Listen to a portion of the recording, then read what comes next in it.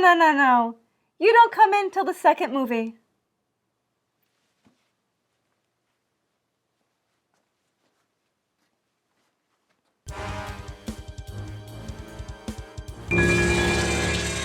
Hello, I am Robert. And I'm Lara, and today we're talking about Friday the 13th from 1980. The OG. Original. Number one. Yeah. Yeah. And, this movie is a huge cult following. Totally. Here's what I know about it.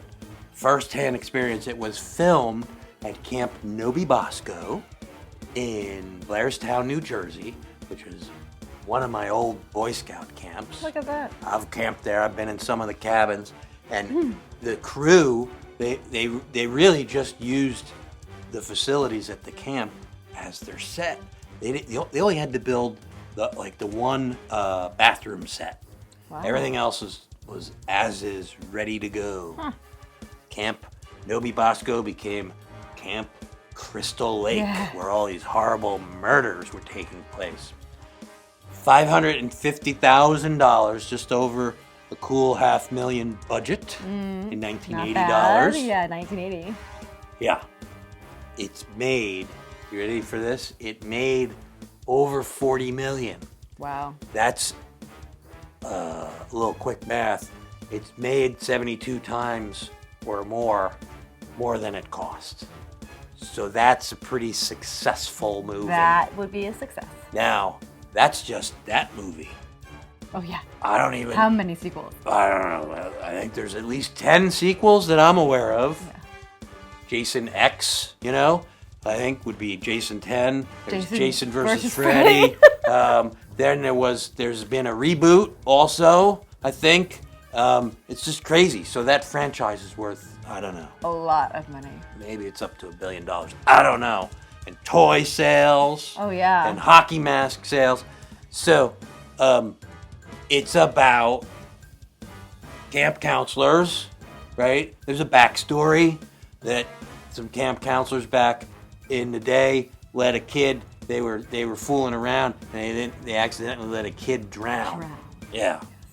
And now here it is later, and somebody's killing off the different camp counselors, but the new camp counselors, like one at a time, and it's one of it's one of the originators. It is probably the originator of let's kill people in different ways. Yes. Mm-hmm. But that got taken way into outer space when the second movie and the third movie, they just kept coming up with more and more creative stuff. This movie is not as campy as the franchise became. Oh yeah, it certainly later. Went there. Yeah. Yeah, I mean, it just became ridiculous. It's like they after a while it's not scary anymore. It's more like, let's just see the most ridiculous way we could kill somebody. Mm-hmm. Then of course we have the sound, that multi-million-dollar sound of no, which really was what? The Manfredi, that's the guy's last name, the composer, and he wrote it to be ma. Even scary. There's actually a hidden meaning to that. The sounds, but I don't want to spoil it for you. Even though 1980, You've probably seen it. The film's like 40 years old at this point. You should have seen it. But this movie really has a great kind of surprise ending, and I don't want to spoil it for you younger viewers at home that might be watching these reviews and saying, I'm going to watch that one. So some fun facts. Adrienne King, who played the lead female role, Alice, was, during her audition process, the thing that really sealed the deal for her was her scream. That blood-curdling, my head's about to get hacked off scream. And they said, I want her. Nailed it. This movie was critically panned, hated, vilified. All the critics hated it, said it was crap. Gene Siskel despised it. And on his TV show, he even, while he was reviewing it, he gave away the ending. I already told you there's a surprise. He gave it away on TV. He hated the movie so much. You're not supposed to do that if you're a film critic. He gave it away and gave it a 0. Yeah. 0 Yeah. was the star. 0 credit. 0. That might have been the thumbs down, was a thumbs lot. up show, Yeah. which would have been thumbs down, but whatever. He hated it. Hated it. So everybody compares this movie to Halloween, which came out a couple years before.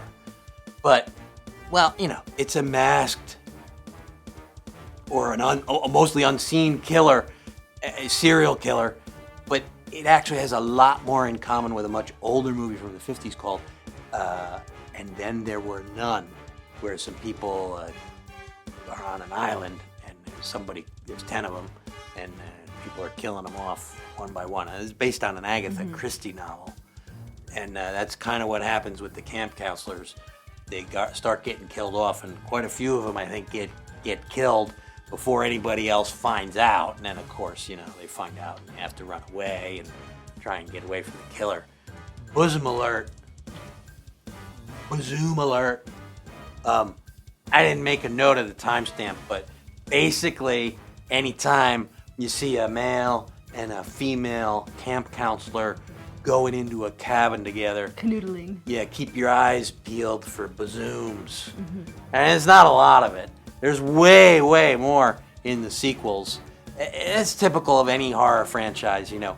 The first one, maybe they put a little skin in there, you know, and then it becomes a cult classic or a huge following or popular enough to get a sequel. They're like, well, we got to gas up the sequel. Let's put different killing methods and some basooms.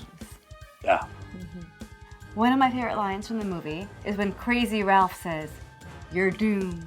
You're all doomed." Yeah, I think you're supposed to think that he's a suspect, Crazy Ralph, because he's crazy, and he says crap like she just said. You think he's a suspect? He's a red herring, maybe. Oh, I don't know. I'm not gonna give it away. Maybe he's the killer. Yeah. Or maybe he is the killer. Maybe. Christy ever tell you about the kids killed in 58? How about the boy that drowned in 57? That's the backstory. Time for pumpkins. We're gonna give Friday the 13th, the first one, 4.5. 4.5. I think she wants to give it 5. I'm gonna not give it a perfect score, but man, it's a really good movie. One of the best. You should watch it.